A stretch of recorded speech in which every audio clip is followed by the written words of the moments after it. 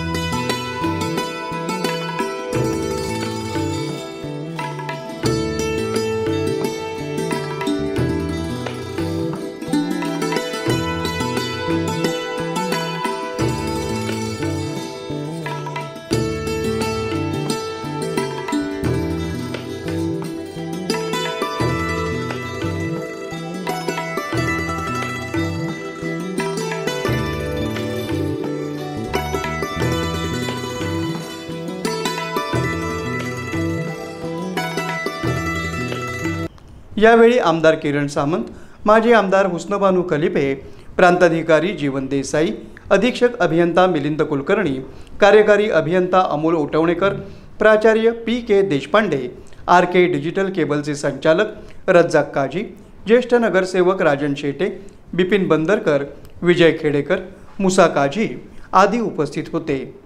असलेली वसतिगृह ही गावागावामध्ये उभी राहणं आवश्यक आहे आणि त्याच्या भावनेतून आज ही इमारत अतिशय चांगल्या पद्धतीने या ठिकाणी उभी राहते। मी मगाशी प्राचार्यांना सांगितलं की आता कालावधीवर आपण डिस्कस नको करूया, CET होईल, CET नंतर पुन्हा मुली येतील।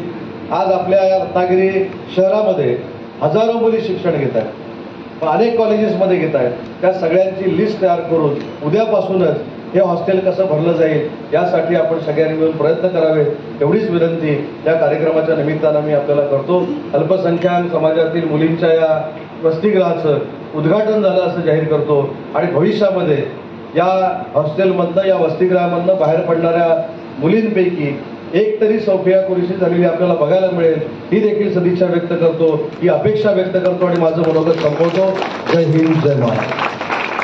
यावेळी सामंत यांनी आज आपला देश सर्व जाती धर्मांना घेऊन जातोय असं सांगत युवा पिढीमध्ये चांगली निर्णय क्षमता निर्माण होण्यासाठी सरकार त्यांना सुखसुविधा उपलब्ध करून देत असल्याचं सांगितलं। किती मोठा आहे किंवा किती छोटा आहे किंवा कोणासाठी आहे याच्यामध्ये न जाता 15 दिवसापूर्वी एक माझी महिला भगिनी भारताच्या डिफेन्सचं नेतृत्व करताना आपण सगळ्यांनी बघितलं, तिचं नाव होतं सोफिया कुरेशी। आज आपण अनेक गोष्टीवर आक्षेप घेतो, जाती धर्मावर चर्चा करण्याचा प्रयत्न करतो, पण माझ्या देशानं पाकिस्तानवर आक्रमण केल्यानंतर ते कशा पद्धतीने यशस्वी झालं हे जगाला सांगणारी जर कोण होती तर सोफिया कुरेशी होती, याचा अभिमान देखील आपल्या सगळ्यांना असला पाहिजे। त्याच्यामुळे आपण या संपूर्ण विद्यार्थी अवस्थेमध्ये असताना जातीपातीचा देखील भेद बाजूला ठेवला पाहिजे। आज आपला देश सगळ्या जाती धर्मांना बरोबर घेऊन जातो, आपलं राज्य सगळ्या जाती धर्मांना बरोबर घेऊन जातं, आज आपला जिल्हा देखील सगळ्या जाती धर्मांना बरोबर घेऊन जातो। जे देशाच्या विरोधामध्ये काम करतात, जे राष्ट्राच्या विरोधामध्ये काम करतात, त्यांना कोणीही समर्थन करत नाहीत, ते आपले दुश्मनच आहेत। परंतु सोफिया कुरेशी सारखी एक महिला जी फायटर प्लेन चालवते आणि तिच्यावर ज्यावेळी आक्षेप घेण्याचा निर्णय काही लोकांनी घेतला त्यावेळी तिनं त्या कालावधीमध्ये मी फायटर जेट कशा पद्धतीनं पाकिस्तानमध्ये नेऊन आणू शकते याचं प्रात्यक्षिक देखील फक्त भारताला नाही तर अख्ख्या जगाला दाखवलं। अशी एक आपली महिला भगिनी देशाच्या डिफेन्स संरक्षणाचं नेतृत्व करते। हा आदर्श आपण घेतला पाहिजे. रत्नागिरी तालुक्यातील नांदिवडे इथं लोकवस्तीमध्ये जिंदाल गॅस टर्मिनल प्रकल्पाचं काम अनधिकृतपणे सुरू आहे.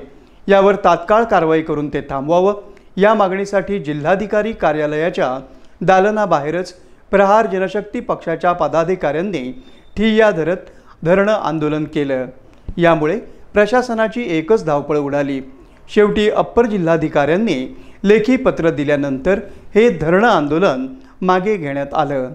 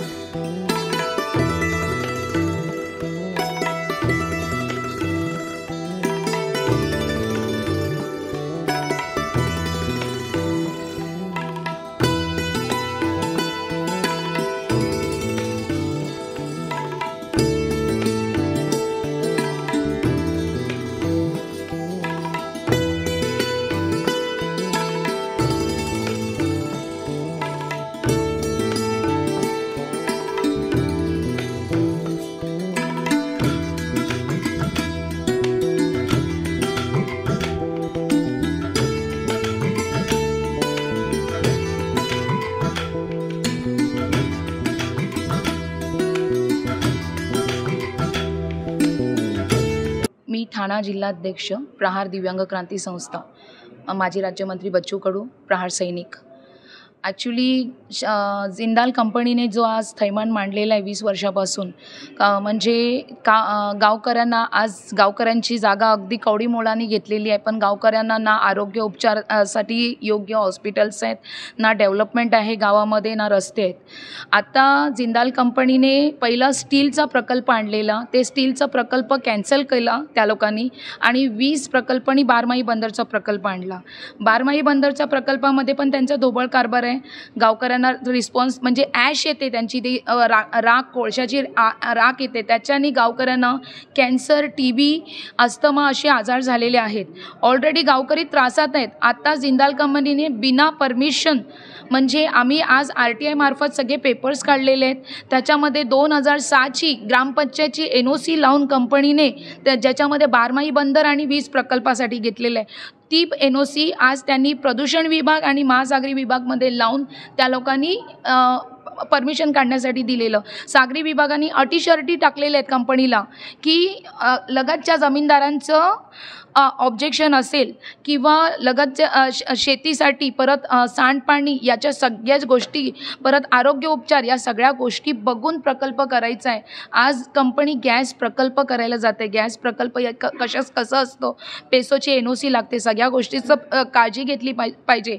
पण कंपनीने कसलीही काळजी न घेता, कोणाचीही परमिशन न घेता तिथे गॅस प्रकल्प उभा केलेला आहे. गावकऱ्यांना आज 12 डिसेंबरला गॅस गळतीमुळे 91 मुलांना इफेक्ट झालं होतं. गावकरी खूप घाबरले आहेत. ही गोष्ट खरी आहे की गावकऱ्यांनी जागा विकली आहे, पण जागा विकली आहे चांगल्या प्रकल्पासाठी, डेव्हलपमेंटसाठी, आयुष्य बर्बाद करण्यासाठी नाही, गावाचं भविष्य बर्बाद करण्यासाठी नाही. आज आम्ही सगळे पेपर्स शोधलेले आहेत. आम्ही कलेक्टर साहेबांकडे आलेलो आहेत. कलेक्टर महासागरी विभाग, मुंबई विभागाने जेव्हा ही गोष्ट माजी राज्यमंत्री बच्चू कडू साहेबांकडे गेली तेव्हा भाऊंनी त्याच्यात हस्तक्षेप करून अधिकाऱ्यांना दम दिलं की तू तिथे रद्द करतोस, कारण तिथे आजूबाजूला शाळा आहे, लोकवस्ती आहे, तू काय करतोस ते उत्तर दे, नाहीतर मी तिथे आंदोलनाला जातो. त्यावेळेला सागरी विभागाने काल दुपारी 1:30 वाजता मला तात्काळ काम बंद करण्याची NOC दिलेली आहे, दिलेलं आहे, पत्र दिलेलं आहे.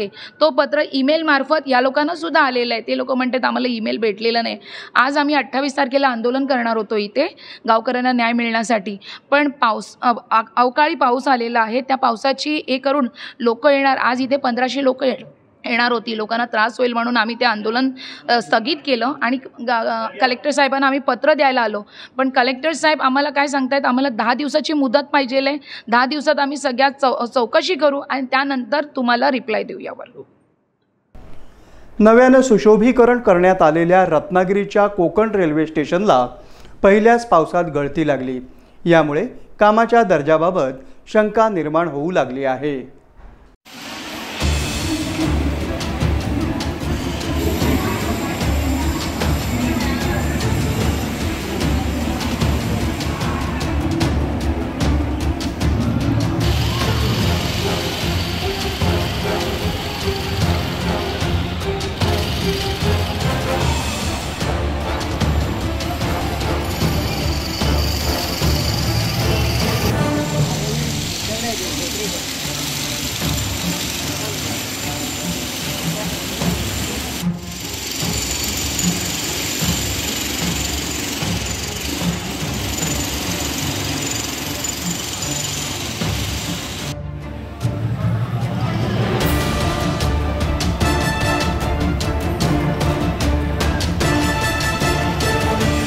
रत्नागिरी कोकण रेल्वे स्टेशनचं अत्याधुनिकीकरण करून त्याचं नुकतंच लोकार्पण मोठ्या थाटात संपन्न झालं होतं.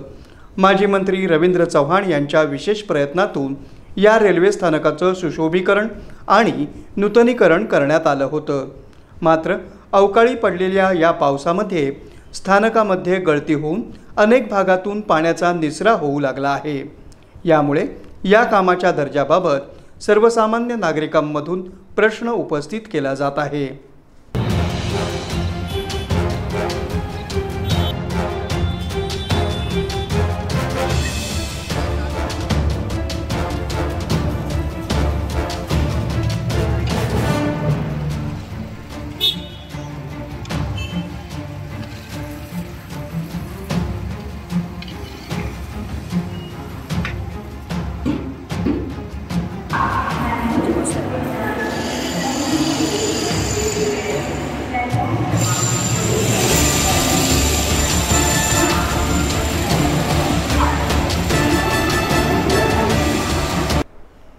गेली 8 दिवस सतत पडणाऱ्या मुसळधार पावसामुळे रत्नागिरी शहराला पाणीपुरवठा करणारं शीळ धरण ओव्हरफ्लो झालं आहे. रत्नागिरीच्या इतिहासात प्रथमच मे महिन्यामध्ये शीळ धरण ओव्हरफ्लो झालं असल्याचं मत अनेकांनी व्यक्त केलं.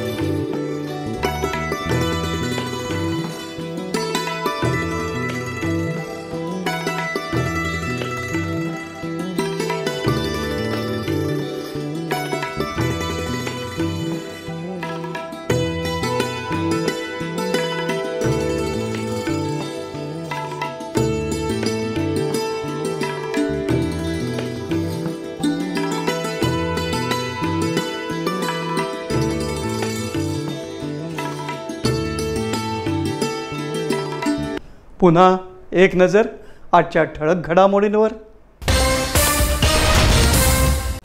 अल्पसंख्याक समाजातील मुलींना शिक्षणाचा न्याय्य हक्क मिळाला पाहिजे यासाठी सरकार प्रयत्नशील. पालकमंत्री उदय सामंत यांचं प्रतिपादन.